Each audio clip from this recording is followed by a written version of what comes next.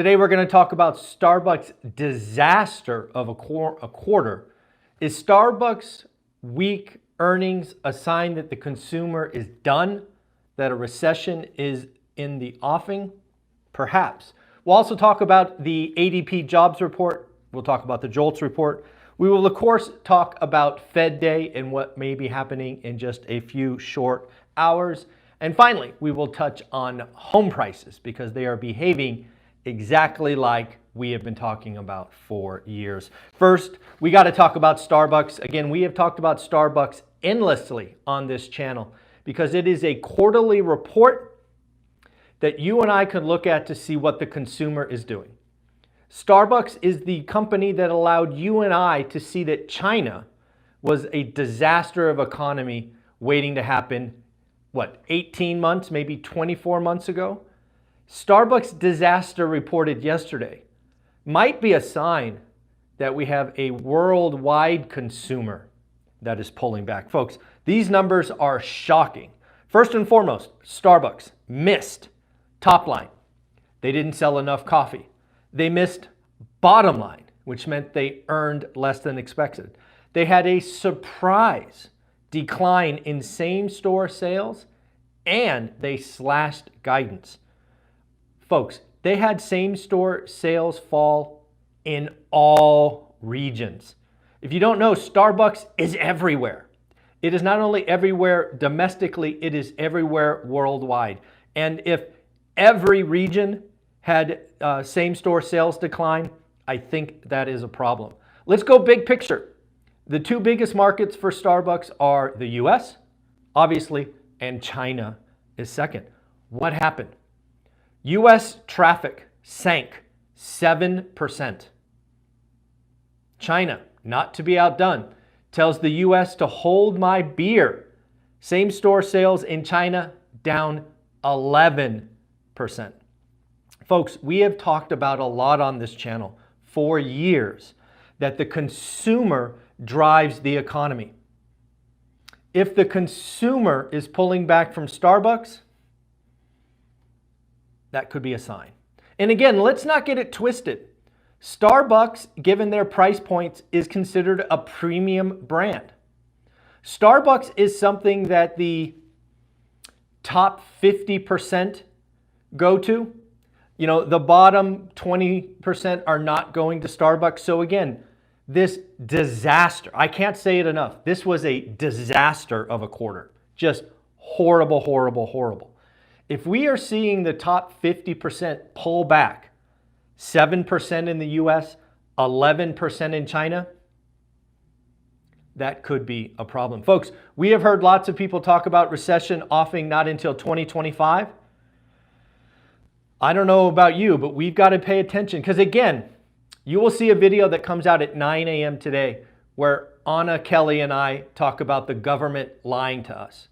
Folks, I have studied the economy for 30 years. I keep bringing you daily content 5 days a week because I want you to understand. Take the economic reports with a grain of salt, but always tie them to publicly traded companies. Again, what does the government want us to think? Oh, everything's fine, just little bumps in the road. Starbucks? Now, of course, let's be clear.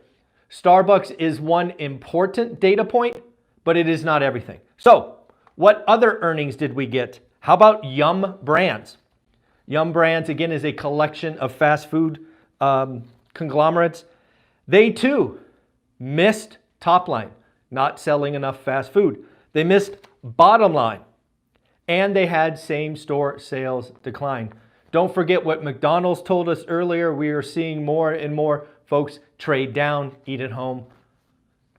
We could be running long head into a recession right now. It could be coming.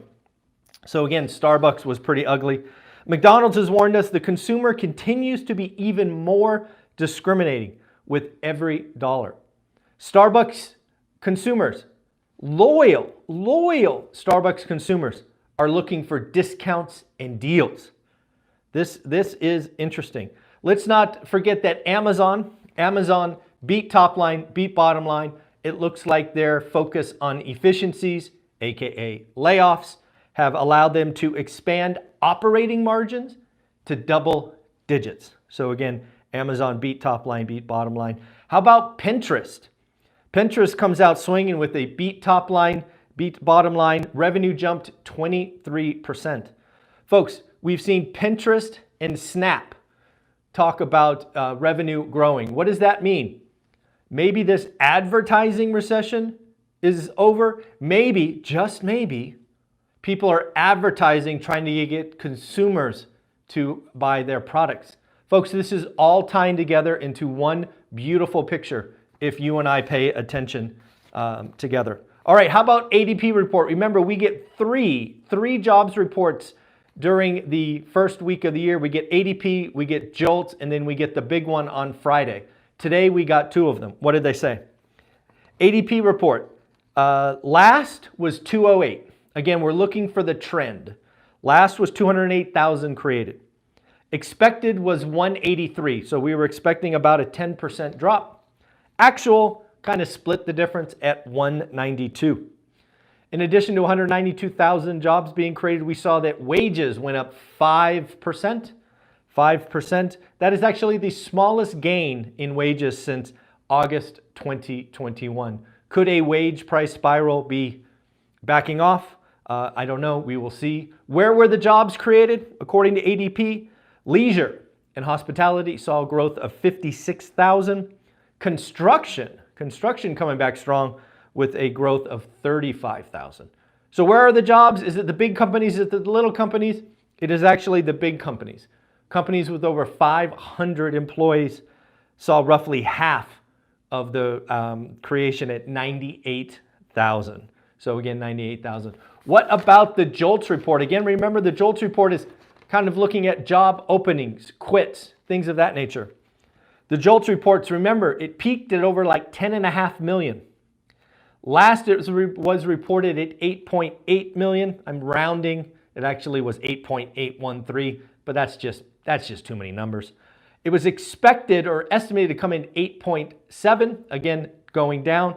Actual 8.48. So again, the trend is coming down and I would say accelerating. Folks, job openings are disappearing. You are also seeing folks delay hiring decisions. Is the job market weaker than the press clippings, than the highlights? I think you can see that for yourself. But again, we will wait for Friday's numbers. How about home prices? One of the things that you've heard me say over and over and over again is I believe for the decade, we got all of our appreciation in 2 years. And that I expect a flat market the rest of the decade. So what has happened? Well, according to Resi Club, shout out Lance Lambert, Resi Club, the last 20 months, we have seen home prices go up 1.3%. The prior 20 months, which would be from October 20 to June 22, they went up 34.1%. Folks, that is unhealthy. That is unconscionable. That cannot continue. And again, it hasn't. Home prices being up 1.3%. Remember, this is nominal, not real. They are undoubtedly negative the last 20 months if you adjust for inflation. So again, always pay attention to that data. And then we got to talk about Jerome Powell. Jerome Powell, market moving. The rate decision today, nothing burger. They're going to stay flat. The press release that comes out at 11 Pacific, 2 Eastern, I'm going to guess data dependent, every meeting's live, just total nonsense. The action will be the press conference that starts at 11:30 Pacific, 2:30 Eastern. And these are the things I will be looking for. 1, will Jerome Powell talk about possibly cutting QT? Folks, if you don't know, they are still rolling off about $60 billion a month in treasuries, and I think it's $30 billion in mortgage-backed securities. That is draining liquidity from the system. I am curious, are they going to talk about potentially reducing that? Something I'm looking for. Next, are they going to talk about possibly, if inflation stays hot, raising rates? This is the most important. And darn it, these freaking news reporters better ask. Could the Fed raise rates? That's an important question. And Jerome Powell, I believe, should say, if inflation stays hot or gets worse, of course we will raise rates. That is an important thing that I think the market needs to hear. And then lastly, did you know that the market is currently pricing in a 22.8% chance, 22.8 of 0 cuts? I am going to be looking at where does that number go tomorrow?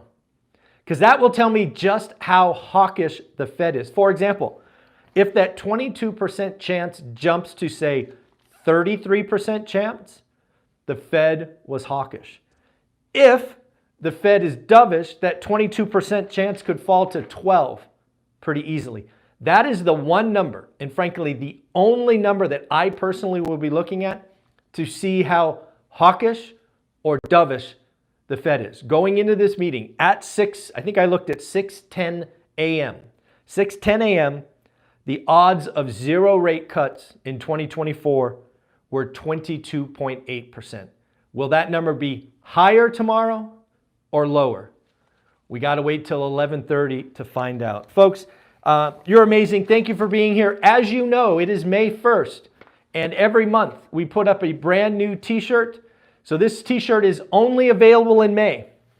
It actually comes in 2 types, one for the ladies, one for the guys. I think it is hilarious. It makes me laugh every time.